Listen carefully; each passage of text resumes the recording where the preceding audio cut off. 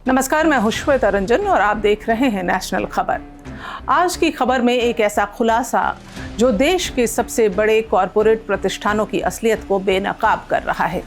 आज की इस सनसनीखेज खबर में हम बात करने जा रहे हैं एक ऐसी महिला की जिसे कभी भारत की कॉरपोरेट दुनिया का सबसे चमकता सितारा माना जाता था।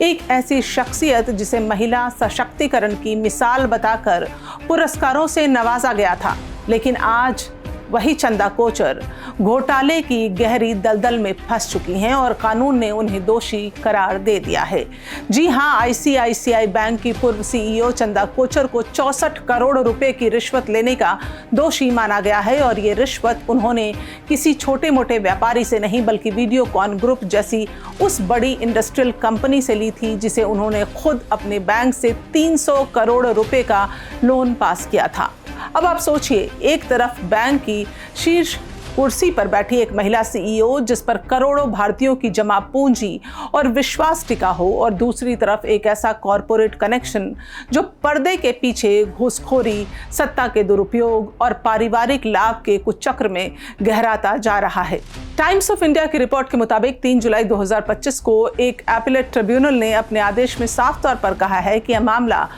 क्विड प्रो क्यो का है, यानी कुछ के बदले कुछ, लोन पास करने के बदले में निजी कंपनी के जरिए धन का सीधा लेन देन।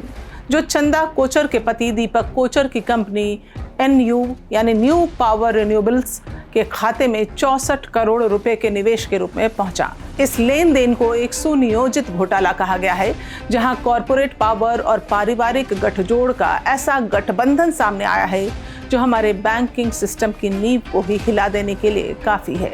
अब ये मामला सिर्फ एक सीईओ और एक कॉरपोरेट हाउस तक सीमित नहीं है, बल्कि यह सवाल उठता है, क्या हमारे देश की बैंकों की ऊंची कुर्सियों पर बैठे लोग वाकई जनहित के फैसले लेते हैं या अपने परिवार की कंपनियों के जेब भरने के लिए? क्या कोई बैंक अधिकारी, चाहे वह कितना भी प्रभावशाली क्यों ना हो, बिना किसी राजनीतिक या सिस्टम की मिलीभगत के करोड़ों के लोन को रिश्वत के बदले पास कर सकता है? और अगर ऐसा हो रहा है तो क्या यह सिर्फ एक बुरा अपवाद है या फिर यह उस सड़ते हुए कॉरपोरेट सिस्टम की एक झलक है जो ऊपर से तो चमकदार दिखाई देती है लेकिन भीतर से पूरी तरह से सड़ चुका है?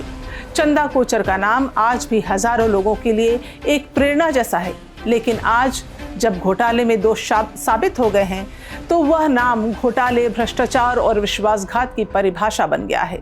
और जब एक अदालतनुमा ट्राइब्यूनल ये कहता है कि यह लेन देन घूस था, तो यह केवल कानूनी टिप्पणी नहीं बल्कि यह देश के नागरिकों के उस भरोसे की हत्या होती है जो उन्होंने बैंकिंग संस्थानों और उसके नेताओं पर किया था। आज ज़रूरत है इस बात की कि कानून सिर्फ नाम भर के लिए नहीं बल्कि ताकतवरों पर भी उसी सख्ती से लागू हो जैसे आम लोगों पर होता है। अगर एक सीईओ पद के दुरुपयोग पर, करोड़ों की रिश्वत लेने पर और बैंक की साख को दाव लगाने पर भी कड़ी सज़ा नहीं मिलती तो ये केस आने वाले समय में भविष्य के घोटालों के लिए एक खुला निमंत्रण बन जाएगा।